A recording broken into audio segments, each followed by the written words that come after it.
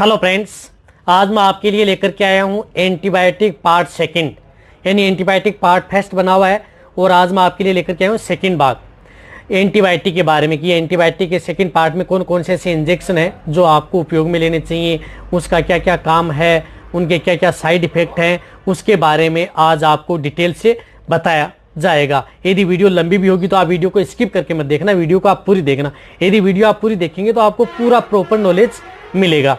देखो, एंटीबायोटिक्स होती क्या है, एक बात और बताना चाहता हूँ कि एंटीबायोटिक वह ड्रग्स या मेडिसिन होती है जो भी क्या है कि किसी भी प्रकार के जो जीवाणु हैं उनकी वृद्धि दर को रोक देती है, आगे न बढ़े जीवाणु की जो वृद्धि, इस प्रकार की एंटीबायोटिक आती हैं। और कई ऐसी एंटीबायोटिक आती है जो जीवाणु की वृद्धि को बिल्कुल भी नष्ट कर देती हैं, जितने बैक्टीरिया। अब एंटीबायोटिक कितने प्रकार की होती हैं? दो प्रकार की होती हैं। एक तो होती है बैक्टीरियोस्टैटिक, एक होती है बैक्टीरियोसिडल।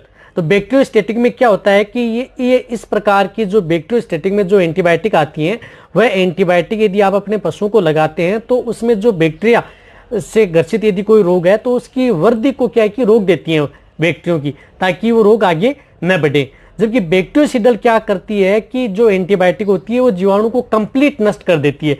यदि आपने कंप्लीट एंटीबायोटिक लगाई और उसके अंदर जो जितने भी बैक्टीरिया पनप रहे हैं वो सभी के सभी नष्ट हो जाएंगे। इस प्रकार से दो भागों में डिवाइडेड होती हैं। वैसे बाद में उन्हीं एंटीबायोटिक में 2 ग्राम पॉजिटिव व ग्राम नेगेटिव।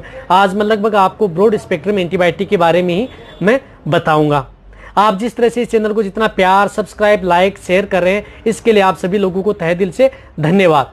अब देखो कौन कौन सी ऐसी एंटीबायोटिक मैं आपके लिए लेकर के आया हूँ सेकेंड पार्ट के अंतर्गत। इसके लिए आपको मैं मेरी टेबल के ऊपर लेकर के चलता हूँ। जो आपको ये इंजेक्शन दिख रहे हैं, ये सभी के सभी जो इंजेक्शन है ये एंटीबायोटिक पार्ट सेकंड के अंदर जो लगभग सभी के सभी जो इंजेक्शन है ये ब्रॉड स्पेक्ट्रम एंटीबायोटिक इंजेक्शन है। अब देखो ये इंजेक्शन सबसे पहले मैं आपको बताना चाहता हूँ जिस प्रकार से ये मोक्सल इंजेक्शन है, मोक्सल जिसके अंतर्गत साल्ट आता है amoxicillin sodium and cloxacillin sodium, जो कि ये ब्रॉड स्पेक्ट्रम इंजेक्शन आता है। और इस इंजेक्शन का उपयोग पशुओं में यदि किसी भी प्रकार का यदि थनैला रोग हो गया तो भी उपयोग में लिया जाता है, या आपके पशुओं में जिस प्रकार से यदि संक्रमित घाव, यदि पशुओं में यदि घाव हो जाता है, ठीक नहीं हो रहा है, वुंड्स इस प्रकार के हैं, तो भी इस इंजेक्शन को प्रयोग लिया जाता है। यदि आपके पशु में किसी प्रकार की यदि सर्जरी हुई है तो उसके बाद में होने वाले संक्रमण को रोकने के लिए इस इंजेक्शन को उपयोग में लिया जाता है। क्योंकि ये इंजेक्शन है, ये 2 एंटीबायोटिक का मिला हुआ इंजेक्शन है, एमोक्सिसिलिन एंड क्लोक्सासिलिन, जो कि ये बड़े पशुओं के अंदर इसकी डोज होती है 3 ग्राम से 4 ग्राम और छोटे पशुओं में 500 mg के लगभग लगाया जाता है। और ये इंट्रामस्कुलर व इंट्राविनस दोनों रूट से लगता है। और रही बात ये इंजेक्शन है वह प्रेगनेंसी सेफ भी है। और यदि इस इंजेक्शन के बारे में यदि आपको मैं डिटेल से बताऊंगा तो बहुत लंबी वीडियो बन जाएगी, इसलिए आपको मैं जो भी एंटीबायोटिक है इसके बारे में जितना हो सकता है मैं आपको शॉर्ट तरीके से बता दूंगा कि इंजेक्शन क्या क्या काम करते हैं।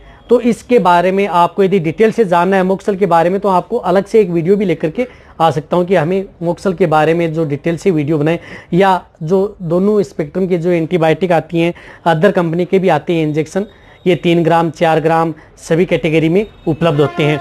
इसी प्रकार जो इंजेक्शन आता है, जिस प्रकार से इंजेक्शन है एमोक्सिरम फोर्ट इंजेक्शन, वैसे एमोक्सिसिलिन सोडियम एंड सल्बाक्टम सोडियम, ये इंजेक्शन भी पशु में यदि किसी भी प्रकार का यदि श्वसन नली से संबंधित संक्रमण हो गया है, सांस लेने में यदि आपके पशुओं को दिक्कत है, या क्रोनिक स्टेज में यदि इस प्रकार का यदि निमोनिया हो गया है, या आपके पशु में किसी भी प्रकार की जो यूरिनरी ट्रैक्ट इन्फेक्शन है, यानी आपको यदि डिटेल से जानना है तो इस पर एक वीडियो बनाई हुई है मेरी एमोक्सिरम फोर्ट के बारे में, वो भी आप जा करके देख सकते हैं। या आपके पशु में यदि थनैला रोग हो गया है तो उस स्थिति में ये इंजेक्शन लगाया जाता है। ये सभी प्रकार के पशु में प्रेगनेंसी सेफ है, प्रेग्नेंट है तो भी लगा सकते हैं, नॉन प्रेग्नेंट है तो भी आप इस इंजेक्शन को उपयोग में ले सकते हैं। और ये इंजेक्शन लगातार यदि पशु में इस प्रकार की यदि डिजीज मिले तो लगातार 3 से 5 दिन इस इंजेक्शन को उपयोग में लिया जाता है।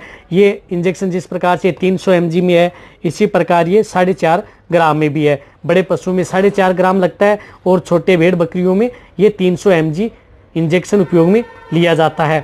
रही बात आपको इस इंजेक्शन की, मैं साथ ही साथ ये इंट्रामस्कुलर व इंट्राविनस दोनों रूट से लगता है।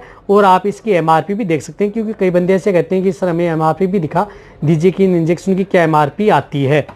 तो ये इंजेक्शन है और डिटेल से जाना है तो वीडियो जाकर के आप देख सकते हैं।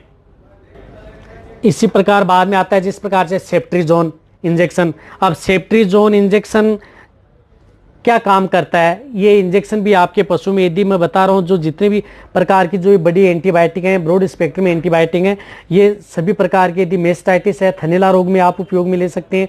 यदि किसी भी प्रकार के जैसे संक्रमण हो गया है, आपके पशुओं को सांस लेने में दिक्कत है, या आपके पशु में थनैला रोग है। और वैसे इंटासेप इंजेक्शन के बारे में मेरे चैनल पर एक डिटेल से वीडियो बनी हुई है, वो भी आप जाकर के देख सकते हैं कि इंजेक्शन क्या काम करता है। रही बात इस इंजेक्शन को आप, यदि आपके पशु में यदि जोड़ों में संक्रमण है, जोड़ों में दर्द है, तो उसके साथ भी एंटीबायोटिक के तौर पर इसको उपयोग में लिया जाता है।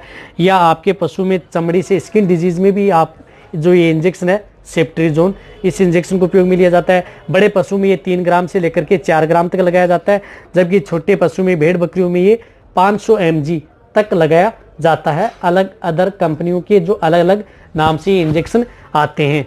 रही बात ये इंजेक्शन इंट्रामस्कुलर व इंट्रावेनस यानी दोनों रूट से लगा सकते हैं। इंट्रामस्कुलर यानी मांस में इंजेक्शन कैसे लगाना चाहिए, वो भी आप मेरे चैनल पर जाकर के देख सकते हैं कि कैसे लगाया जाता है। इंट्रावेनस यानी नस में इंजेक्शन कैसे लगाया जाता है, वो भी आप जाकर के देख सकते हैं, उसकी भी वीडियो बनी हुई है। तो और डिटेल से जाना है तो वीडियो देखिए। ये इंजेक्शन भी प्रेगनेंसी सेफ है। इसी प्रकार जो इंजेक्शन आता है एक इंटासेप टेजो, सेफ्ट्रीजोन टेजावेक्टम, ये भी आपके पशु में, ये ज़्यादातर जो इंजेक्शन आते हैं ये आपके पशु में बड़ी बड़ी डिजीज़ में आते हैं, जैसे क्रोनिक स्टेज में निमोनिया हो गया है, क्रोनिक स्टेज में यदि आपके पशु को मेस्टाइटिस यानी थनैला रोग हो गया तो उसमें ये एंटीबायोटिक आती है, काम ले जाती हैं। वैसे इंटासेप टेजो के बारे में मैं आपको एक अलग से वीडियो लेकर के आऊँगा। ये भी इंट्रामस्कुलर व इंट्रावेनस दोनों रूट से इंजेक्शन लगाया जाता है। ये भी 4.5 ग्राम से लेकर के 5 ग्राम के बीच में ये इंजेक्शन आते हैं। ये इंजेक्शन भी यदि आपके पशु में किसी भी प्रकार का जो बैक्टीरियल इन्फेक्शन है उसमें उपयोग में लिए जाते हैं।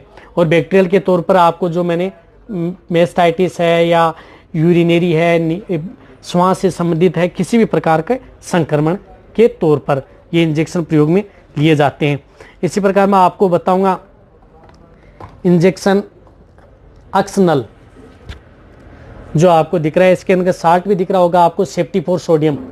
सेफ्टी फॉर सोडियम साल्ट का कोई भी इंजेक्शन यदि आपको मिले, किसी भी कंपनी का हो, जिस प्रकार से ये इंजेक्शन है जोइटिस का, इसी प्रकार सेप्टाटाइम आता है मैनकाइंड का, इसी प्रकार अक्सेप्ट आता है उसका एलएमबी का, तो सेफ्टी फॉर सोडियम इंजेक्शन है। ये इंजेक्शन पशुओं के लिए बहुत ही अच्छी विधि से यदि आपको उपयोग में लेना है। यदि आपके पशु में ब्याने के बाद यदि आपके पशु में गर्भाशय में सूजन आ गई है, या गर्भाशय में संक्रमण हो गया है, या पायोमेट्रा हो गया है, पायोमेट्रा यानी आपके पशु में गर्भाशय के बाद में संक्रमण होने के बाद में मवाद फेंक रहा है, जो डिस्चार्ज आ रहा है उसके साथ मवाद आ रही है, तो आप जो इंजेक्शन है अक्सनल, इसको उपयोग में लिया जाता है। यदि आपका पशु यदि जेर नहीं डालता है, और जेर यदि प्रॉपर नहीं डाल रहा है, तो जेर डालने के बाद में होने वाले संक्रमण से भी ये इंजेक्शन आपके पशुओं को बचाता है। देखो, ये इंजेक्शन कहने का मतलब है कि आपके पशु में जो वेजाइनल इन्फेक्शन हो जाए किसी भी प्रकार का, तो आप इसको उपयोग में ले सकते हैं। और साथ ही साथ ये इंजेक्शन वेजाइनल इन्फेक्शन के बाद में भी आपके पशु में यदि खुर व पैर में यदि संक्रमण है या सड़ने लग जाते हैं, कई पशुओं के ऐसा देखा भी होगा आपने कि उनके खुर हैं वो सड़ने लग जाते हैं, गल जाते हैं, या आपके पशुओं के जो पैर हैं वो भी सड़ने लग जाते हैं, तो उसमें भी आप जो ये सेफ्टी फॉर सोडियम है ये इंजेक्शन उपयोग में ले। एक और बताना चाहता हूँ कि जो ये इंजेक्शन है, ये इंजेक्शन यदि आपके पशु में ड्रेंचिंग निमोनिया का मतलब है कि यदि आपके पशुओं को इस प्रकार का कुछ आपने तरल पदार्थ पिला दिया है जिसकी वजह से आपके पशुओं को सांस के साथ कुछ भाग फेफड़ों में चला गया है, जिससे आपके पशुओं में सांस लेने में दिक्कत आ रही है, तो ये जो इंजेक्शन आता है अक्सनल यानी सेफ्टी फॉर सोडियम इंजेक्शन 1 ग्राम, ये लगातार उस पशु को 3 से 5 दिन आप लगाएं। इस प्रकार के यदि क्रोनिक स्टेज में यदि आपके पशुओं में इस प्रकार का संक्रमण है तो। और यदि आपको डिटेल से जानना है तो इसके बारे में भी मेरे चैनल पर एक डिटेल से वीडियो बनी हुई है अक्सनल के बारे में, वो भी आप जा करके देख सकते हैं। रही बात एमआरपी की, तो आप इसकी भी एमआरपी देख सकते हैं, जो 1 ग्राम के लगभग 529 रुपये के लगभग ये इंजेक्शन आता है।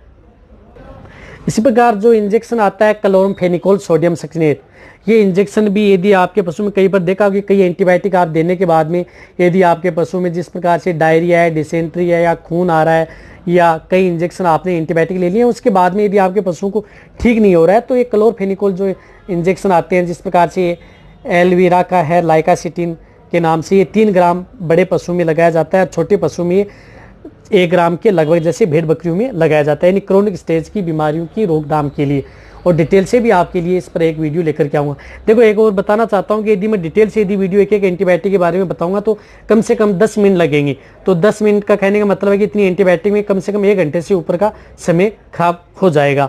तो आपको यदि डिटेल यदि जाना है, शॉर्ट में तो आपको मैं बता रहा हूँ, डिटेल से जाना है तो वो भी आप नीचे जाके कमेंट में लिख दें कि हमें डिटेल से इन इंजेक्शन के बारे में हमें डिटेल से और बताया जाए कि इंजेक्शन और भी क्या क्या काम करते हैं, तो आपको बता दिया जाएगा। अब जो इंजेक्शन है एमसेप्ट, जिस प्रकार से सेफ्टिजोक्सिम इंजेक्शन साल्ट का जो इंजेक्शन आता है, जिस प्रकार से ये 3 ग्राम का है यानी 3000 mg का है, ये इंजेक्शन ये तब लगाया जाता है जब यदि आपके पशुओं को क्रोनिक स्टेज में यदि थनैला रोग आपके पशुओं को हो गया है और ठीक नहीं हो रहा आपका पशु, कई इंजेक्शन आपने जो एंटीबायोटिक लगा लिए हैं, मोक्सल भी आपने लगा लिया है, एमोक्सिरम भी आपने लगा लिया है, या सेफ्ट्रीजोन टेजाबेक्टुम भी आपने लगा लिए, इंजेक्शन लगाने के बाद में भी यदि आपका पशु ठीक नहीं रहा है तो आपको जब ये इंजेक्शन एमसेप्ट लगाया जाता है। रही बात ये इंजेक्शन भी सिर्फ और सिर्फ इंट्राविनस ही उस पशु को लगाए, इंट्रामस्कुलर नहीं लगाया जाता है। एक बार लगाने के बाद में जो ये एंटीबायोटिक है ये 72 घंटे बाद में, यानी 72 घंटे बाद में इस एंटीबायोटिक को रिपीट की जाती है। और वैसे भी इस एंटीबायोटिक के बारे में मेरे चैनल पर एक डिटेल सी वीडियो बनी हुई है, वो भी आप जाकर के देख सकते हैं। ये जैसे 2500 mg से लेकर 2.5 ग्राम से लेकर के 3 ग्राम के बीच आता है बड़े पशु में। और रही बात इसका यदि अच्छा रिजल्ट लेना चाहते हो तो आप उस पशु को जिस प्रकार से 2 ग्राम तो उसे इंट्रामस्कुलर लगाएं, इस इंट्राविनस ही लगता है, यानी 2 ग्राम तो इसे इंट्राविनस इंजेक्शन दें। और इस इंजेक्शन को आप 1 ग्राम आप उस पशु के यदि जो थन खराब हो चुके हैं उस थन के अंदर इंट्रामेमरी यानी थन में डायरेक्ट चढ़ाएं। यानी कहने का मतलब है कि 1 ग्राम तो आप उसके थन में चढ़ा दें जो थन इन्फेक्टेड है या इन्फेक्शन हो रखा है उन थन में, और आप 2 ग्राम है वो आप उस इंट्राविनस आप उसको लगाएं, बहुत ही अच्छा रिजल्ट मिलेगा उस पशु को यदि जिसमें मेस्टाइटिस हुआ है। डिटेल से जानना है जाकर के देख सकते हैं। और इसकी जो मैं MRP भी है वो भी मैं आपको दिखा दूं। जो ये 3 ग्राम का जो इंजेक्शन आता है ये 805 रुपये के लगभग जो इंजेक्शन की रेट यानी डोज पड़ती है, रेट पड़ती है इसकी।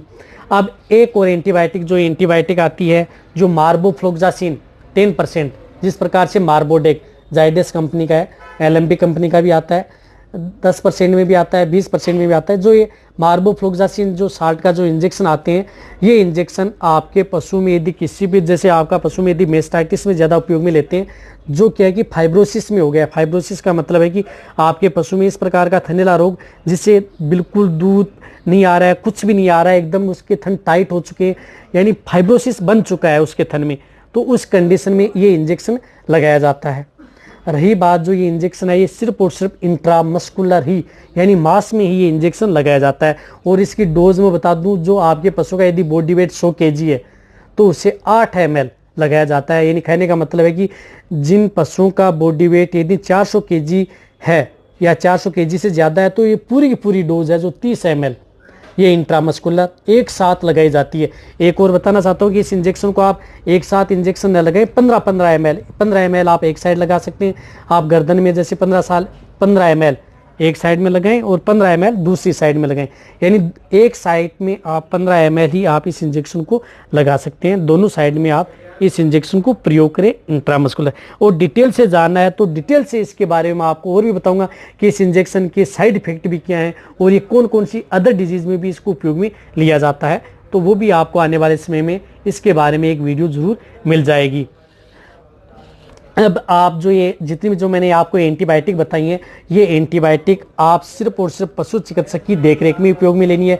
कहने का मतलब है कि यदि आपके पशु में सही डायग्नोसिस करना है, डायग्नोसिस करने के बाद में आप ये एंटीबायोटिक उपयोग में लें। ये जो बड़ी एंटीबायोटिक है यदि आप इसे बिना डायग्नोसिस किए ही यदि आप पशु में लगाएंगे तो उसमें आपके पशु में बहुत ज़्यादा नुकसान उठाना पड़ सकता है किडनी और लीवर पर, तो इस बात का भी आपको ध्यान रखना। रही बात की इंजेक्शन पशु चिकित्सक की देखरेख में ही लेने हैं, न कि आप खुद इन इंजेक्शन को प्रयोग करें।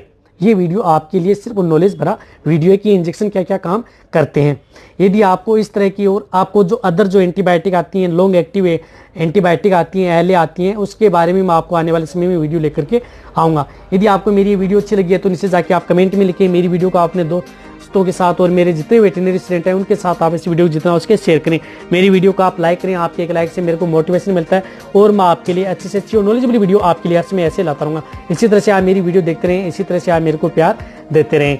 थैंक्स, धन्यवाद।